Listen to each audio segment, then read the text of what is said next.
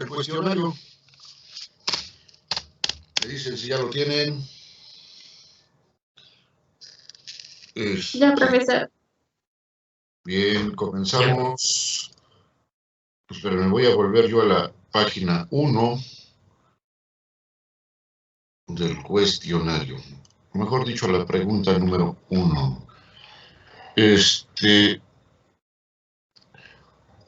Vamos a comenzar con la primera pregunta, definición de derecho romano, y la 1 y la 2, ¿vale? La pregunta 1 y 2. Adelante. ¿Quiere que lea las preguntas? Lees la pregunta y las respuestas. Sí. La primera es, define al derecho romano. Tengo que fue el ordenamiento jurídico que rigió a los ciudadanos de la antigua Roma desde su fundación hasta la caída del Imperio de Oriente. Y la segunda es, explica qué es la monarquía, la república, el principado o diarquía y el imperio absoluto o dominato, en qué año inicia y en qué año termina cada forma de gobierno y en qué año se divide el imperio romano. La monarquía fue del 753 al 510 a.C. Esta fue la primera forma política de gobierno de Roma y su máxima autoridad era el rey o monarca. La república fue del 610 al 27 a.C. Fue con esta cuando se pone fin a la monarquía. Este periodo se caracterizó por el régimen republicano como forma de Estado. El Principado es del 27 a.C. al 284 de nuestra era, y durante el poder supremo es compartido por el Senado y el príncipe o emperador. El Imperio Absoluto es del 284 al 476, y en esta etapa todos los poderes se concentran en manos del emperador, y fue un periodo de mucha decadencia. Y en 395, Teodosio I divide el imperio entre sus dos hijos. A Honorio le tocó el imperio de Occidente y a Arcadio le correspondía Constantinopla. Muy bien. ¿De dónde obtuviste la definición de derecho romano? ¿O dónde la encontraron?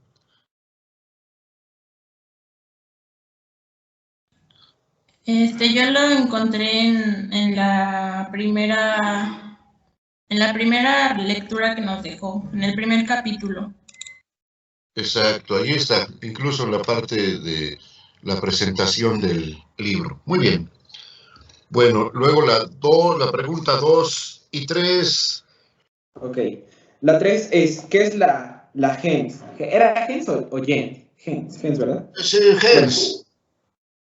Es una agrupación de carácter aristocrático que integra a curias atendiendo un criterio específico cuyos miembros tienen en común un culto familiar transmitido de generación en generación por vía masculina. Escribe el nombre de los 7 reyes del periodo monárquico de Roma. Es Rómulo, Numa Pompilio, Tulio Hostilio, Anco Marcio, Tarquino el Antiguo, Servio Tulio y Tarquino el Soberbio. Sí, dice la 3. Escribe las fuentes formales del derecho de las 4 formas de gobierno de Roma. En la monarquía se reducen a una, que es la costumbre de los antepasados. En la república es la costumbre, la ley, los plebiscitos, los senados consultos, los edictos de los magistrados y la jurisprudencia.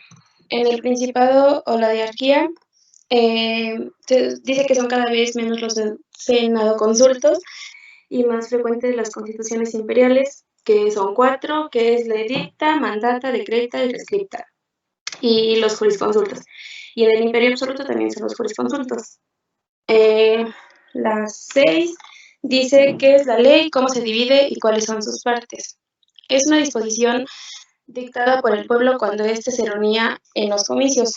Justiniano señala que la ley es aquella que el pueblo romano establece a propuesta de un magistrado, y la ley consta de 3 partes, que es prescriptio, rogatio y sanctio. De acuerdo a la sanctio, las leyes pueden ser divididas en perfectas, menos que perfectas, imperfectas y más que perfectas. Sí, muy bien, muy bien. Luego entonces nos correspondería la 7 y la 8. 7. ¿Qué es un Senado consulto? Es toda medida legal emitida por el Senado. Durante la primera etapa consistía en simples consejos dirigidos a diversos tipos de magistrados, para posteriormente tomarse cada vez más legislativa. En la época del Principado, el Senado llega a convertirse en un verdadero cuerpo legislativo. Y número 8, ¿qué es un edicto de los magistrados? Su labor era administrar justicia, esto es, los pretores y ediles en la ciudad de Roma y los gobernadores en las provincias. Un edicto es una superficie de programa en el que se exponía la forma en que se iba a desarrollar su magistratura con base al derecho civil. Es cuanto. ¿Cuál sigue? La 9 y la 10, profe. Sí, 9 y 10. La 9 dice, ¿qué es la jurisprudencia? Es aquella opinión emitida por los jurisconsultos sobre diversas cuestiones que se le planteaban de particulares o de los propios magistrados. Y la 10 dice, explica cada una de las constituciones imperiales. La edicta son disposiciones semejantes a los edictos de los magistrados, podían aludir a asuntos de la administración provincial o materias de derecho privado. La mandata eran instrucciones dirigidas a los funcionarios como gobernadores de provincias. La decreta eran decisiones judiciales tomadas como magistrado supremo en un juicio. Y la rescripta son las respuestas del emperador a un funcionario o a un particular acerca de una cuestión de derecho. Perfecto. 11. ¿Qué es el Corpus Juris Civiles? ¿Cuál es el contenido del código, el digesto, las instituciones y las novelas? El Corpus Juris Civiles es una recopilación de textos legales de época imperial, así como de jurisprudencia romana desde el año 117 al 565, y está compuesto por el código. En el año 528 una comisión reúne los códigos gregoriano, hemogeniano y teodosiano en una sola obra. Este código está dividido en 12 libros. El primero trata del derecho eclesiástico, fuentes de derecho y oficios de las funciones imperiales. De los libros 2 al octavo se dedican al derecho privado, el libro 9 al derecho penal y del libro 10 al 12 al derecho administrativo. El digesto, o también conocido como pandectas, es una colección compuesta por cita de los escritos de los grandes jurisconsultos clásicos y fue encargado por una comisión de juristas bajo la dirección de Triboniano y se compone de 50 libros. En los redactores del digesto se dividen en 3 subcomisiones. La primera revisa todo lo referente al derecho civil, la segunda comisión revisó las obras relacionadas con el derecho honorario y la tercera tuvo la facultad de adaptar las obras clásicas a las necesidades del derecho vigente.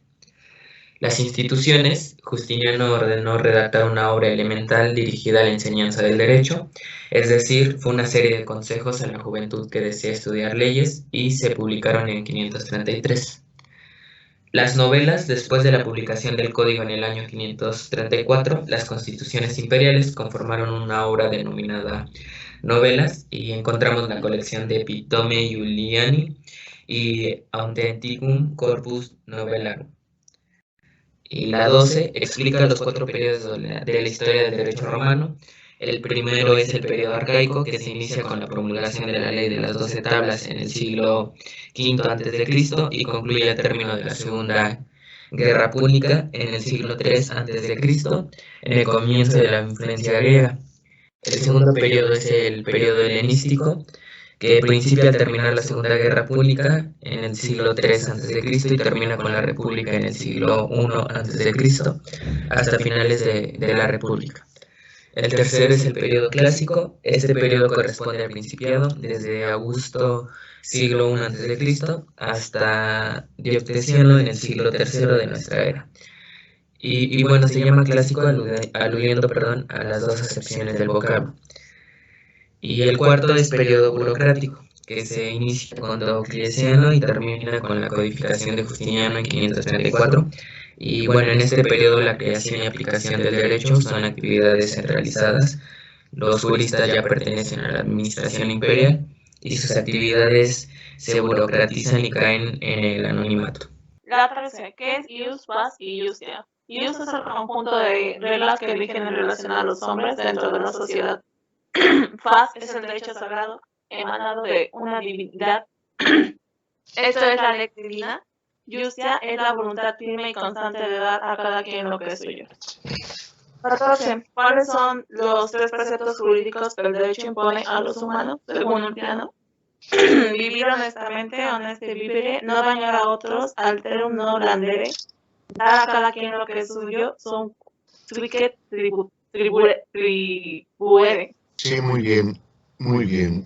15. ¿Qué es la jurisprudencia? Es la ciencia y práctica de derechos. Según Ulpiano se define como el conocimiento de las cosas divinas y humanas, y ciencia de lo justo y de lo injusto. 16. En Roma, ¿cómo se hace la clasificación del derecho?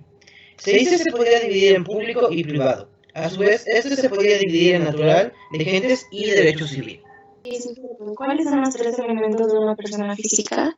1. Status libertatis, ser libre y no esclavo. 2. Status civitis, ser ciudadano y no peregrino. Y 3. Status familiar, ser jefe de familia y no estar bajo ninguna potestad. ¿Quiénes son los siu iuris y los aliena iuris? Siu iuris y aliena iuris. Los primeros serán los que no dependan de nadie. Los segundos, los sujetos a la potestad de otra persona.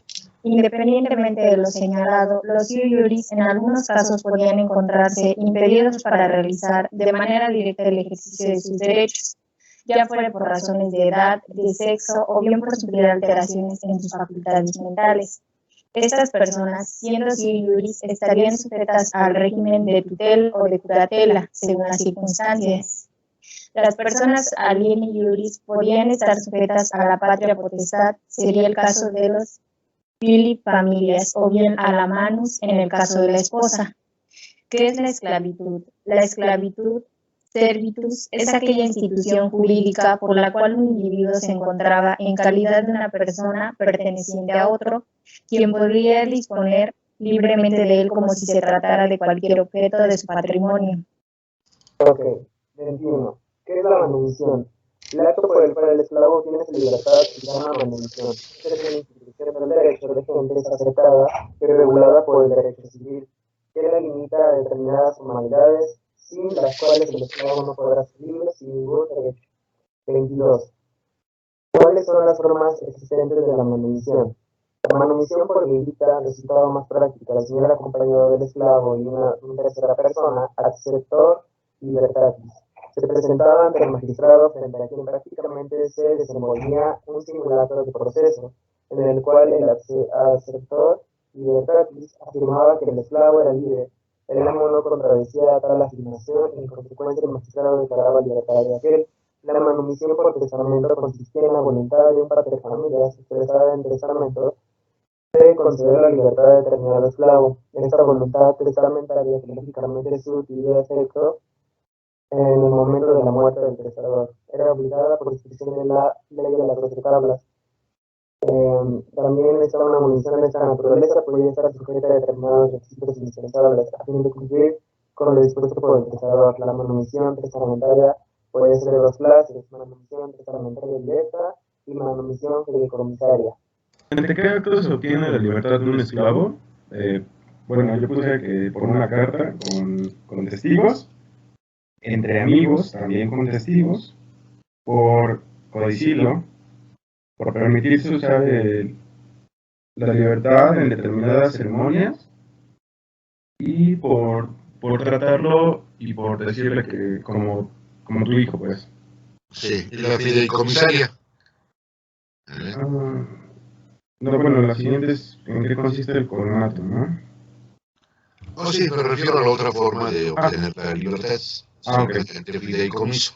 Sí. Y luego, Vale, ¿en qué consiste el coronato? Bueno, el coronato es una forma de explotación de tierras de cultivo y en transición del sistema esclavista con el Imperio Romano. exacto, es una institución, una situación intermedia, ¿no? No eres esclavo, pero tampoco eres libre, y ahí estás. Es en realidad como ahora, en el derecho del trabajo,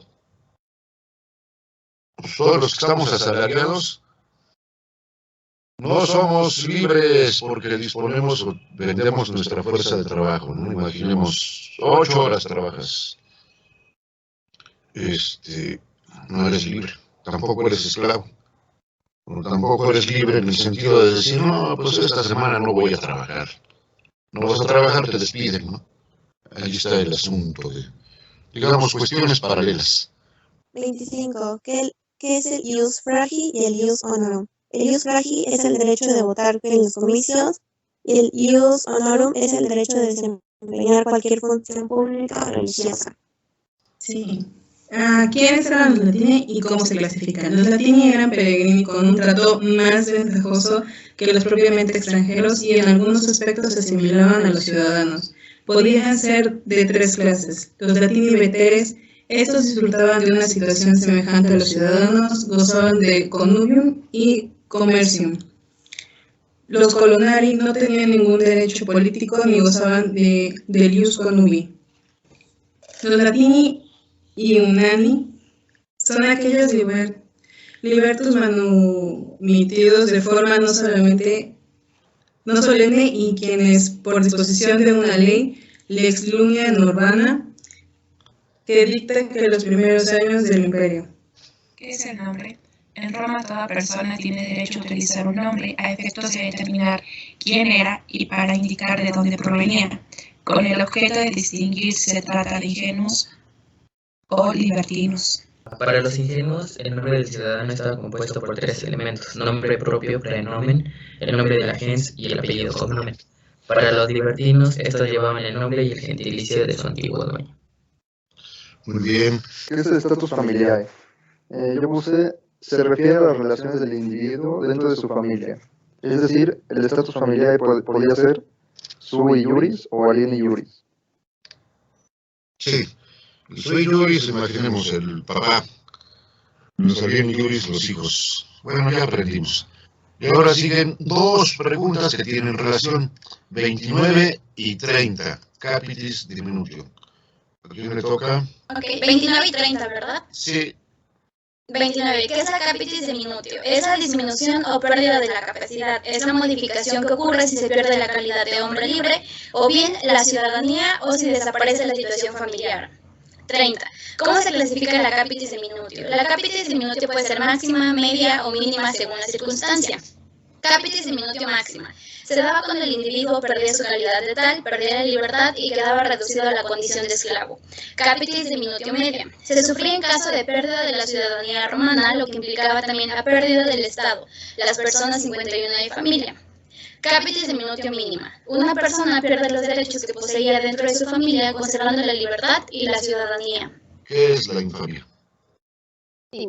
¿Qué es la infamia? La infamia era el resultado de una decisión del censor, de una disposición legal o de un edicto del rector.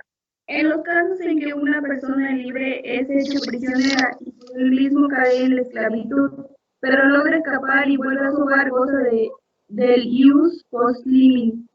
Es decir, que mediante una ficción su situación de hombre cautivo desaparece retroactivamente desde un punto de vista jurídico, y de manera que su situación será la que tenía antes de su cautiverio. Las personas morales reciben el nombre de personas jurídicas, son sujetos de derecho,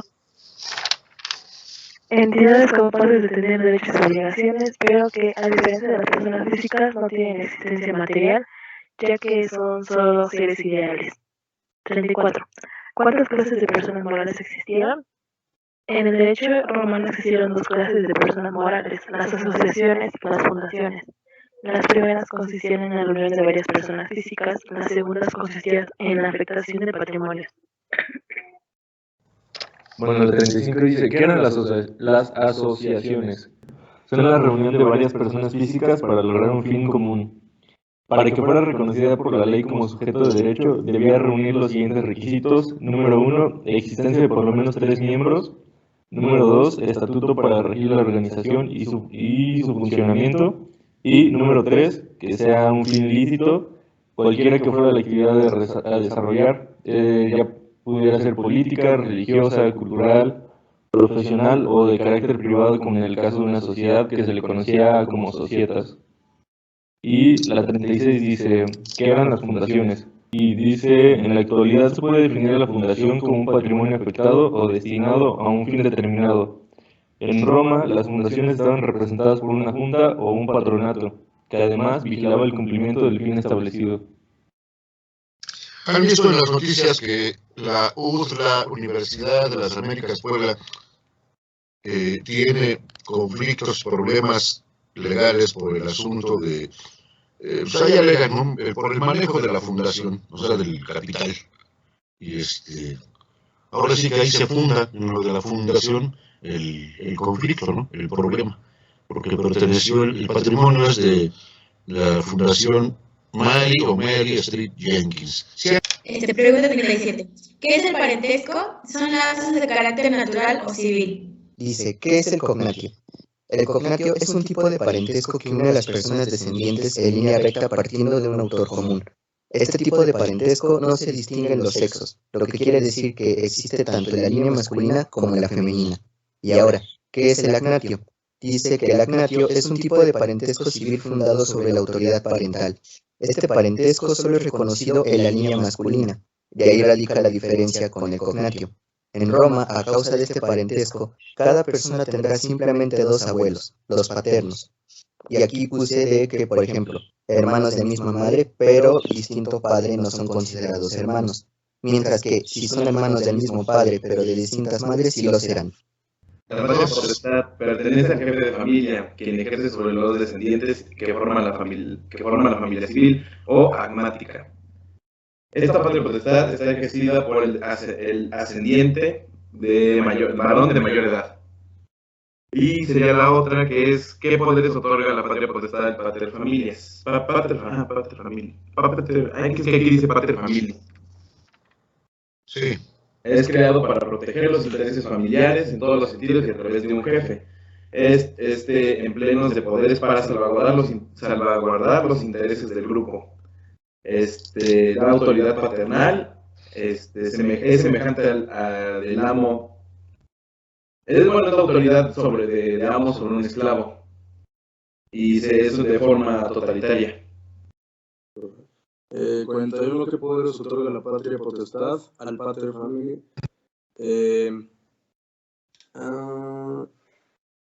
¿Cuáles son? Es que leí al revés la pregunta, perdón.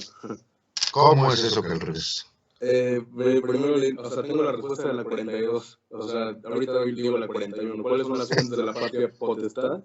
Las fuentes de la patria potestad son las Iustae Nuptiae, considerada como el matrimonio, la legitimación, que es un procedimiento para establecer sobre hijos naturales, la adopción, que era un procedimiento donde el pater familias adquiría la patria potestad sobre el filus familias y otro ciudadano romano, y la adrogatio, que permite que un pater familias adquiera la patria potestad sobre otro pater familias. Falta la legitimación, ¿no? Sí. Bueno, eso ya creo que la tengo diferente. Agregué, se extingue la patria potestad por las siguientes causas: por la muerte del padre, por la muerte del hijo, por la adopción del hijo. Pero lo de la otra que mencionó, profe, no la tengo anotada. Bueno, Y leo la 41. Que corresponde al, déjame ver, 41. No, pues vamos a dársela a otra persona porque sí está amplia. Y entonces, una vez que valga. Entonces... Matrimonio. Se llama Iustae Nuptiae o Iustum Matrimonium a la unión conyugal monogámica llevada a cabo de conformidad con las reglas del derecho civil romano. Puse también que en la sociedad romana era de suma importancia para la conservación de la familia. Y luego la siguiente es la de los esponsales, ¿verdad, profe? Es que no veo bien. Esa es. Ok, sí. Los esponsales. Las Iustae Nuptiae están, eso lo puse como antes, que están presididas por el acuerdo, que esto es los esponsales, el acuerdo de los futuros cónyuges a sus padres mediante la celebración del compromiso marital. Vean que sigue en boga, es publicidad, el asunto de los actores o actrices, cantantes, esos, Belinda y Héctor, hacen referencia a qué va a pasar con el anillo de compromiso. Como abogados, ¿qué harían? Ahí piensen. ¿Lo tiene que devolver? ¿No lo tiene que devolver? Sí, porque esto es para análisis jurídico, ¿no? Independientemente de que se trata de cuestión mediática, tiene su fondo jurídico. Ahí piensen qué es lo correcto que debe hacer Belinda, precisamente Belinda. Bueno, Sí, profe, es la 45, ¿verdad? 45, sí. Dice, ¿cuáles son las condiciones para la validez del matrimonio? Las condiciones indispensables para la validez del matrimonio son pubertad de los futuros esposos, consentimiento de los esposos, consentimiento del jefe de familia y el connubio. También la 46, profe. De una vez. Ok, la 46 es, según Justiniano, ¿cuántas formas de divorcio existen? Cuando Justiniano sube al trono existen 4 clases de divorcios. La primera es divorcio por mutuo consentimiento, que es la decisión de los cónyuges de no continuar casados, aunque Justiniano imponga sanciones a las personas que disuelven el vínculo matrimonial de esta manera. La segunda es divorcio por culpa de uno de los cónyuges, o sea que uno de ellos alegue determinada conducta realizada por el otro, basándose en los casos expresamente señalados en la ley. La tercera es el divorcio por declaración unilateral y sin existir causa legal para la disolución del matrimonio, en cuyo caso, una vez reconocido el divorcio, se sancionaba al cónyuge que lo había promovido. Y la cuarta es divorcio bonagatia, que es aquella separación que se fundaba en circunstancias que hiciesen inútil el vínculo. No se pronuncia cónyuge. ¿Cómo se pronuncia, compañeros, compañeras? Cónyuge. Cónyuge, acuérdate. Sí. 47. ¿Qué es la adopción? Es otra de las fuentes de la patria potestad, entendiéndose por ella aquella institución de derecho civil cuya finalidad es establecer determinadas relaciones de carácter agnático semejantes a las existentes entre el pater familias y el filius familias. 48. ¿Cuáles son las formas de adopción? Existen 2 clases de adopción, por la derogación, que data prácticamente de los orígenes de Roma, y por medio de ella se permitía que un pater familias adquiriera el derecho de ejercer la patria potestad sobre otro pater familias. Esto traía como consecuencia la desaparición de una familia con todas las consecuencias que implicara. Y la adopción, que es el procedimiento mediante el cual el pater familias adquiere la patria potestad sobre el filius familias de otro pater, el cual tenía que dar su consentimiento para que se llevara a cabo. Después, la 49 es que es la adrogación, y la adrogación es, como ya lo había dicho, es la que por medio de ella se permitía que un pater familias adquiriera el derecho de ejercer la patria potestad sobre otro, y esto implicaba la desaparición de la familia. Y la 50, que es la adopción, que es el procedimiento mediante el cual el pater familias adquiere la patria potestad sobre el filius familia de otro pater. 51. ¿Qué es la legitimación? Es el procedimiento para establecer la patria potestad sobre los hijos nacidos fuera del matrimonio. 52. ¿Cuáles son los procedimientos para llevar a cabo la legitimación? Puede llevarse por 3 procedimientos distintos: matrimonio subsiguiente, oblación a la curia y rescripto del emperador. Sí. 53. ¿Cuáles son las causas de extinción de la patria potestad? Pueden dividir en 2 grupos. Una, causas furtivas en la muerte, la reducción a la esclavitud o la pérdida de ciudadanía. 2. Causas por actos solemnes. Esta división entra en la adopción, la emancipación. 54. ¿Cuáles son las otras uniones de carácter marital? 1. El concubinato. 2. El contubernio. 3. El matrimonio sin connubio. Sí, profe. 55. ¿Qué es la manus? La manus es la autoridad que se tiene sobre una mujer casada, la cual es normalmente ejercida por el marido. 56. ¿Qué es el mancipio? Consiste en la autoridad que puede ejercer un hombre libre sobre otra persona también libre. Sí. 57. ¿Cuáles son las 4 causas por las que un iuris es subordinado? La incapacidad de la persona iuris puede obedecer a cualquiera de las siguientes 4 causas: por razón del sexo, por alteración de las facultades mentales y por prodigalidad. 58. ¿Qué es la tutela? Servio Sulpicio define la tutela como el poder dado y permitido por el derecho civil sobre una cabeza libre a efecto de protegerlo en virtud de que a causa de su edad no pueda defenderse a sí mismo. 59. ¿Cuál es la división de la tutela? Se divide en tutela de los impúberes y tutela perpetua de las mujeres. 60. ¿En qué consiste la tutela de los impúberes? La función primordial del tutor era el buen manejo de la fortuna del pupilo y no de ocuparse de la forma directa de su guardia y educación. Y 61. ¿Qué es la curatela? Es el régimen en el que caían los... Bajo régimen de curatela, los locos. También se nombraron curadores para sordomudos y enfermos mentales. Jurídicamente, ¿qué significa la palabra res cosa? Todo objeto del mundo exterior que puede producir alguna utilidad al hombre. 63. Según el derecho romano, ¿cuáles son las cosas que no pueden ser susceptibles de apropiación por el particular y cuáles sí pueden ser apropiadas? No podían ser susceptibles de propiedad las cosas fuera del comercio. Sí podían serlo las que estaban dentro del comercio. Res in commercium. 64. ¿Cuál es la razón por la que las cosas podían estar fuera del comercio? 1. Por razones de derecho divino. Las res sacrae o sagradas como terrenos, edificios y objetos consagrados al culto. Las res religiosae son las cosas destinadas al culto doméstico como los sepulcros. Y 2. Por razones de derecho. Las comunes, cuyo uso es común a todos los hombres, como el aire, el agua, el mar y la costa del mar.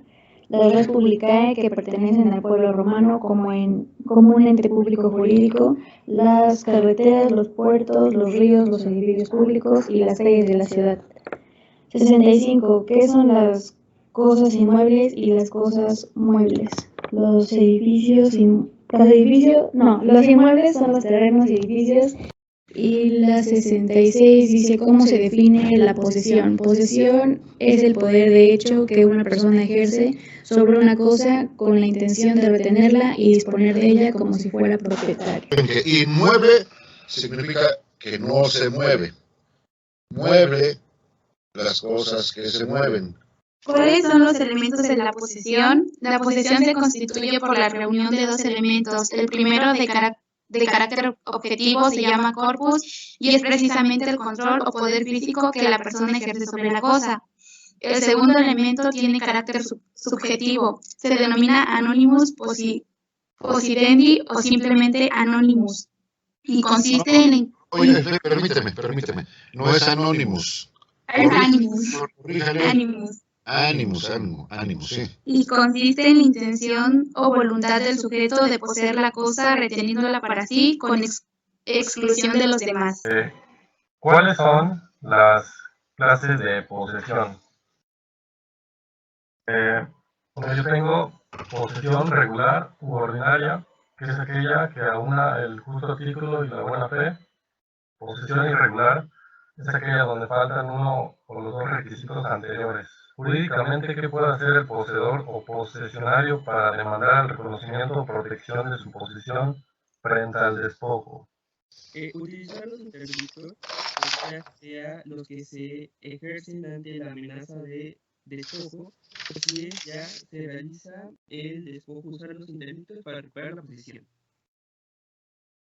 Nada más nos faltan 9 preguntas.